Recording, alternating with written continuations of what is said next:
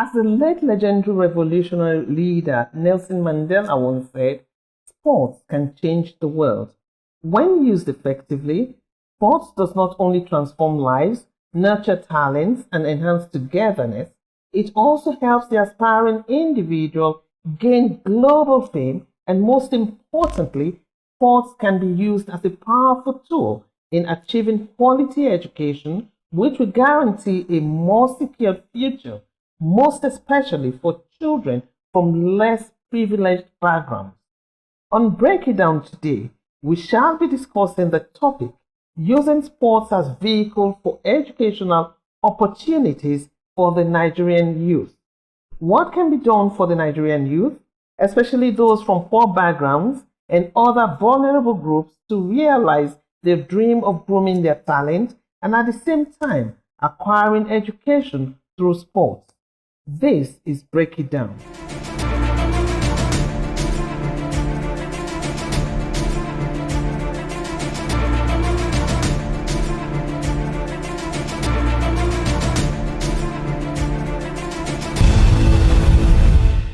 Hello and welcome to Break It Down, where we make matters of policies, societal issues, governance and development easily understood by all. Today with me is a most accomplished and an exceptional Nigerian.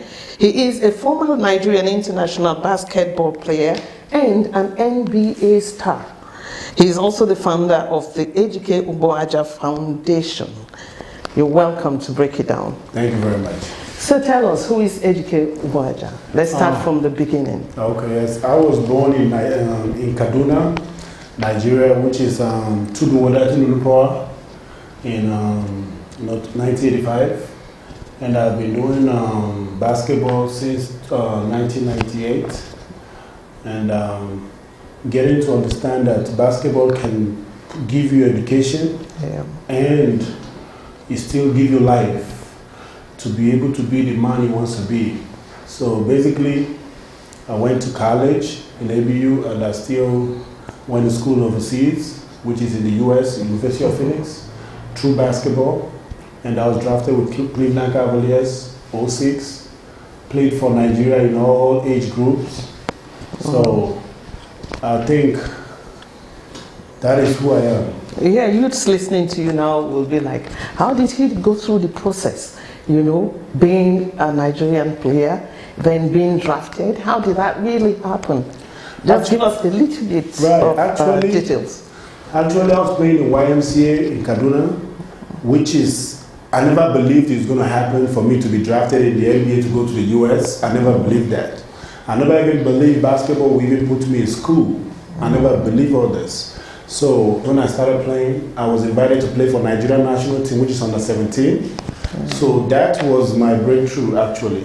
So I was called to play represent Nigeria, and after the under 17 we went to the under 18, we went to the World Championship in France in 2003.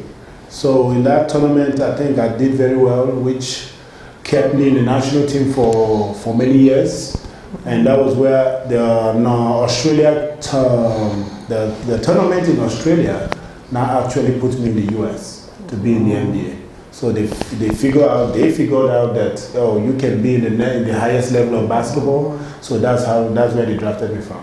Well, that is awesome. I never knew I would be talking to an NBA star. Thank you. I've interviewed people like Nelly, Boyz II Men, all of that. I've covered the Grammy Awards. I never knew I would be covering an NBA star. I'm so excited today. Thank you.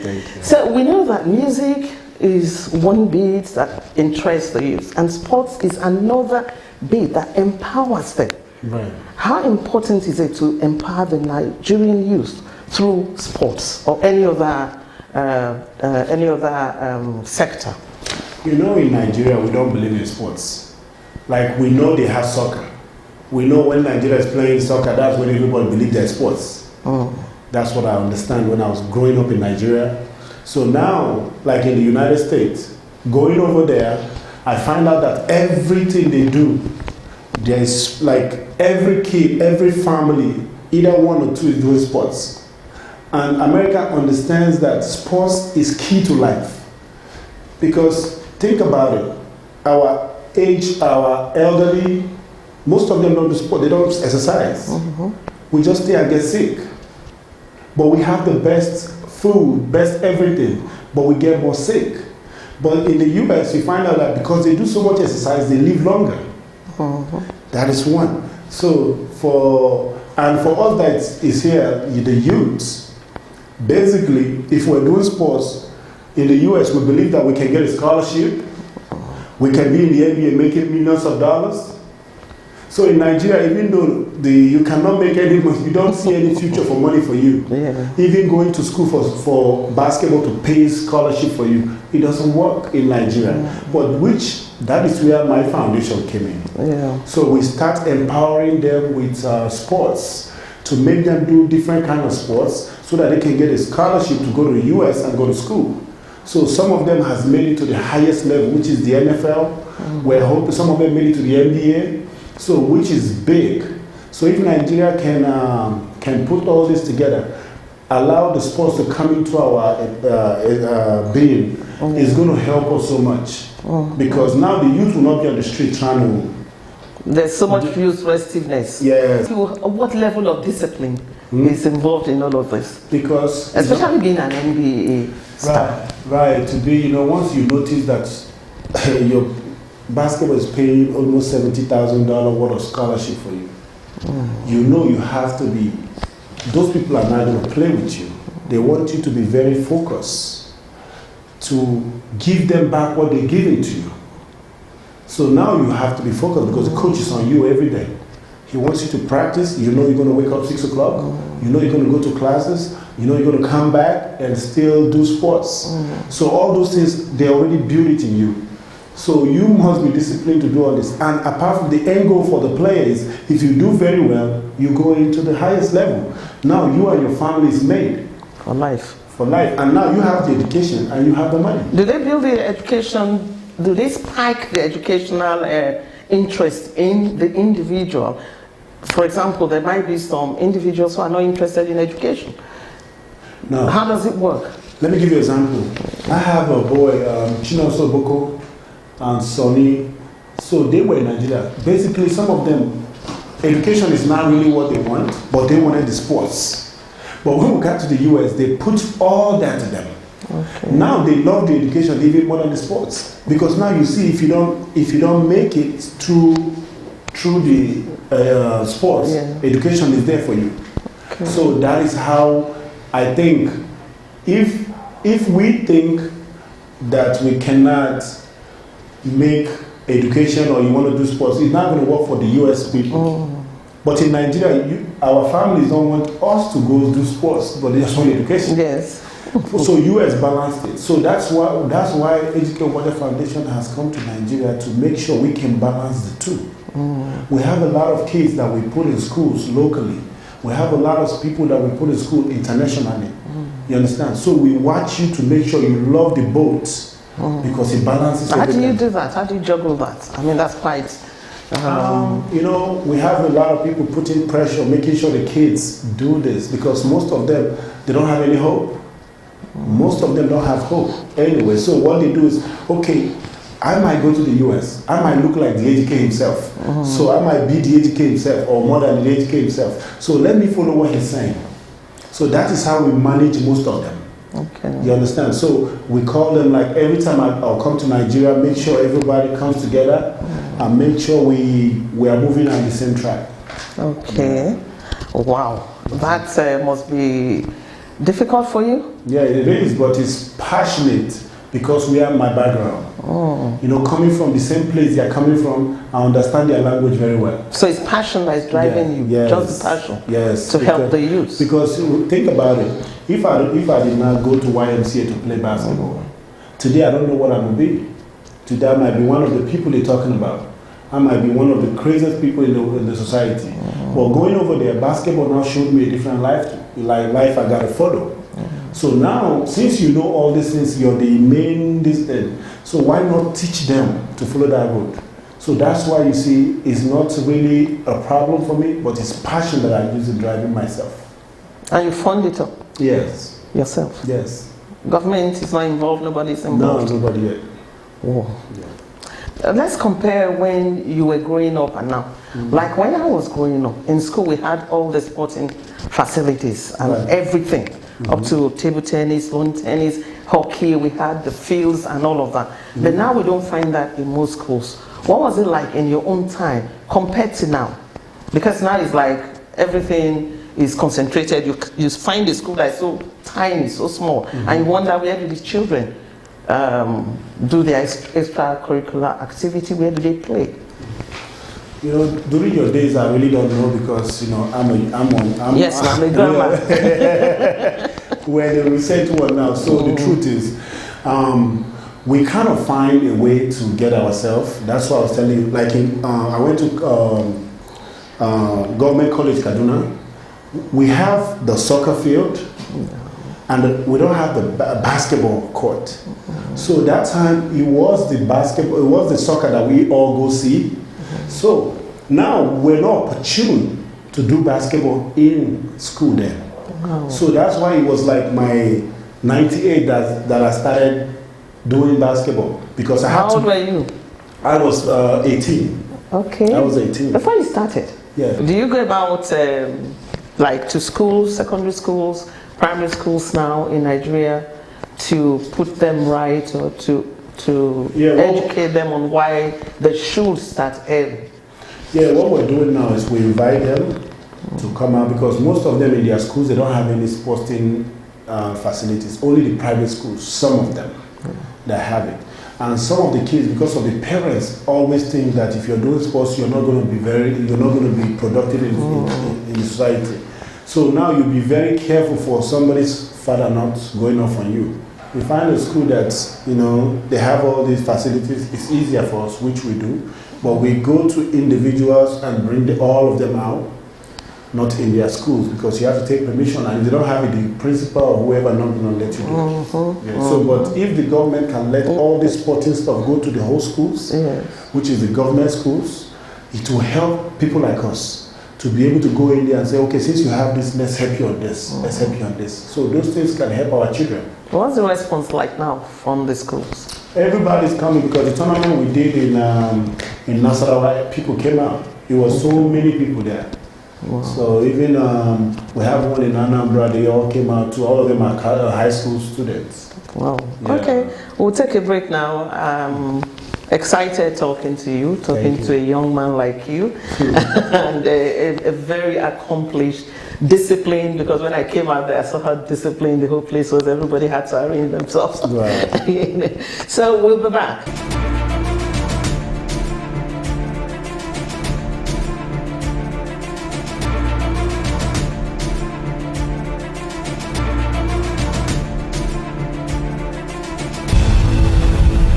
Back to break it down, and I'm still with UGBOAJA of the UGBOAJA Foundation, and today we are discussing sports. Let's go right straight into the foundation. Tell us when the foundation was established. 2009, that's when the foundation was established in the US, and in Nigeria 2011. Okay. Yes. How has the journey been so far? Like we talked about some challenges earlier on. Right, but the success, I'd like to talk about the success. Yes, let's talk about the success. Yes, in the foundation we have over 2,000 or 3,000 Nigerians. Most of them are graduates, and some of them have their masters. And we have about 3 of them that are in the 2 NFL and 1 in the NBA. Yeah. Yes, and some of them are still some of them are still in college, which we're hoping that this year they might go to the NBA. And all of them, like most and all of them went to the best school in the US. Because we have people that went to Georgetown University, graduated from there, have a master's from there. We have people that went to University of Miami. We have people that is in City Hall. We have people that are in Miami, Ohio.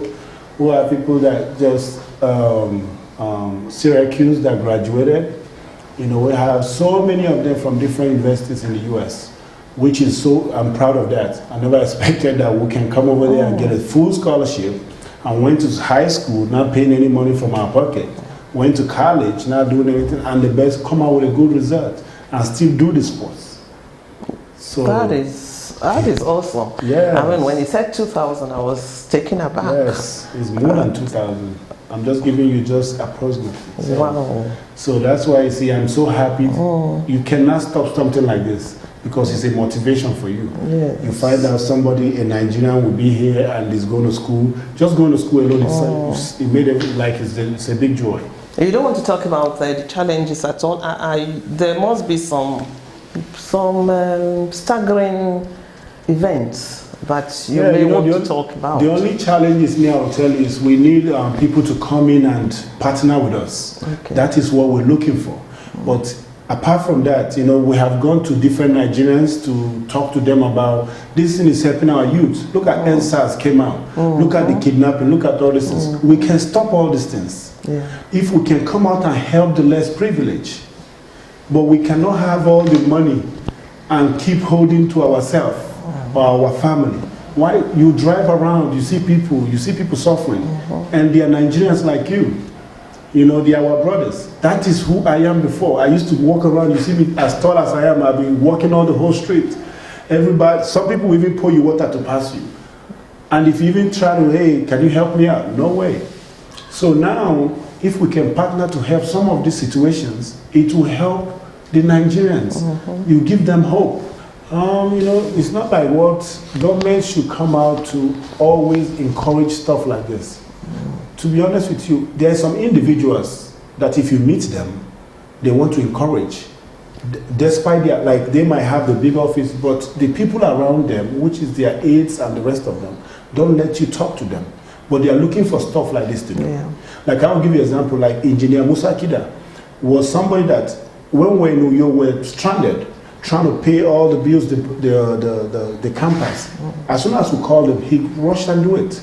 He assisted us. That's an individual. But if we cannot reach him, he will not even know we're looking for that kind of assistance. So now we have gone to other people, but to see them is a problem.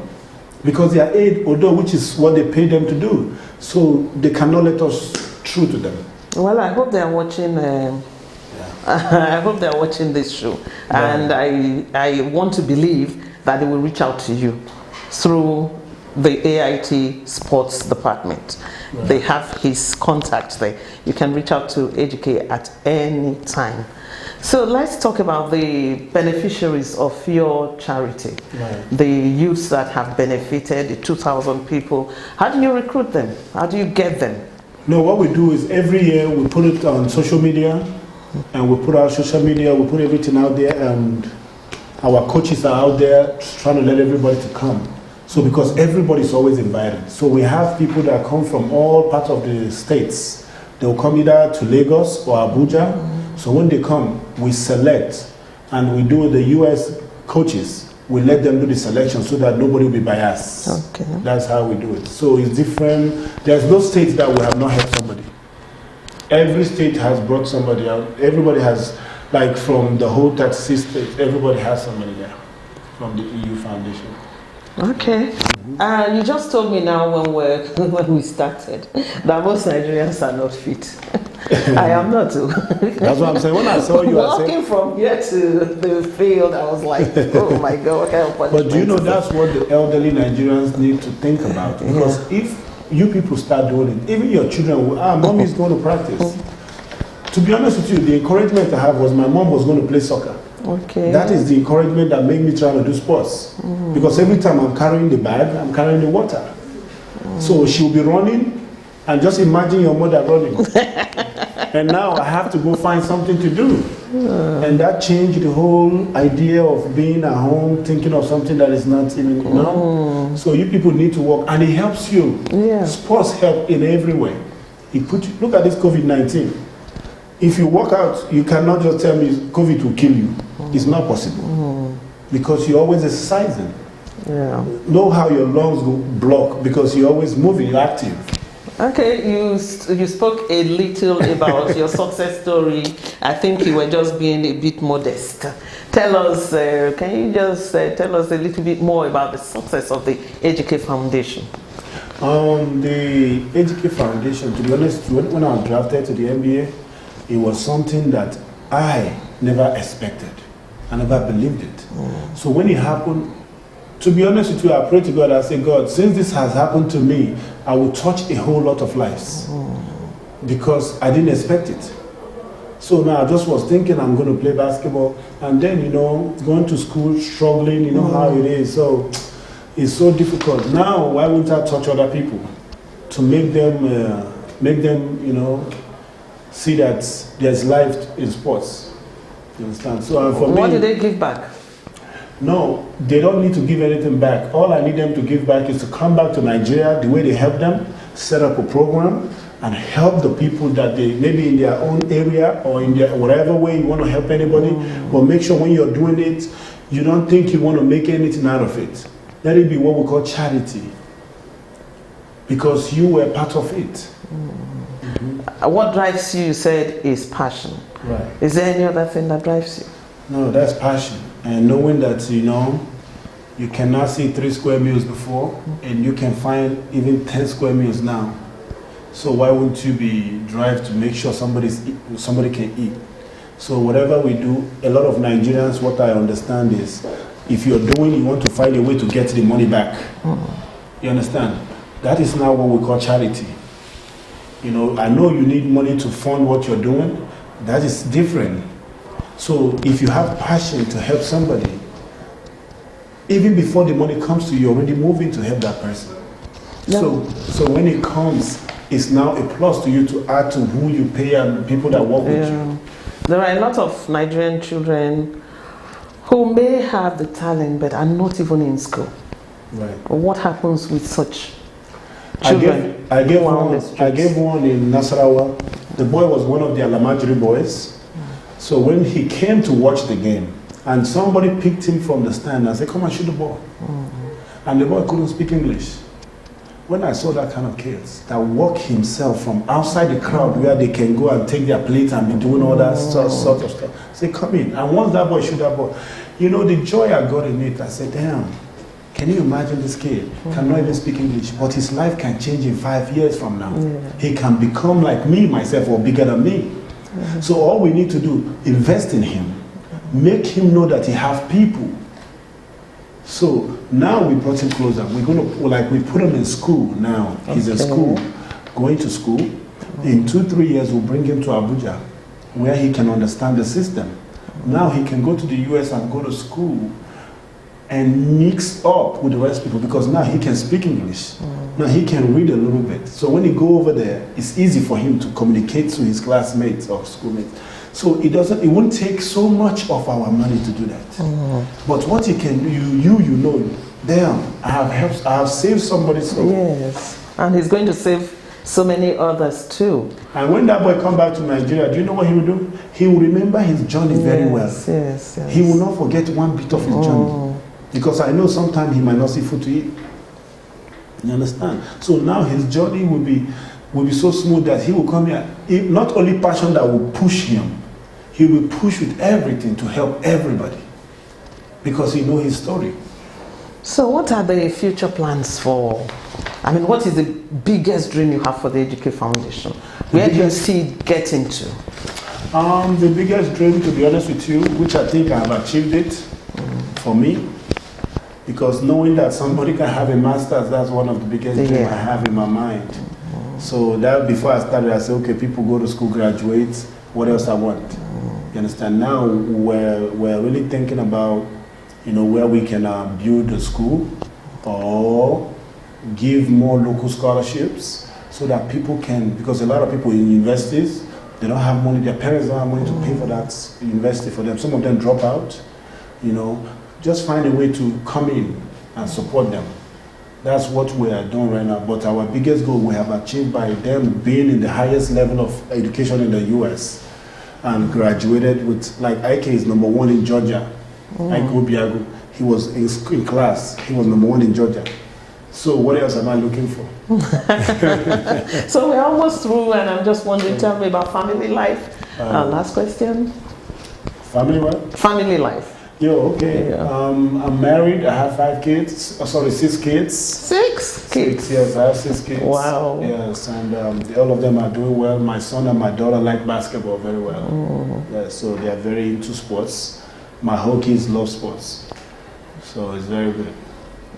It's apt. It's not. It's normal, natural for them to like sports. Their daddy is a sportsman. They got to do it. Yeah. Thank you very much. Thank you very much. Thanks so much for being on the show today. Thank you. Yeah, it's been an exciting time with UGBOAJA of the UGBOAJA Foundation, and he's doing a lot for youth. He's doing a lot for charity. And if you're a youth out there and you want to connect with him, as I said, you have to go to the AIT Sports Department. They have his contact.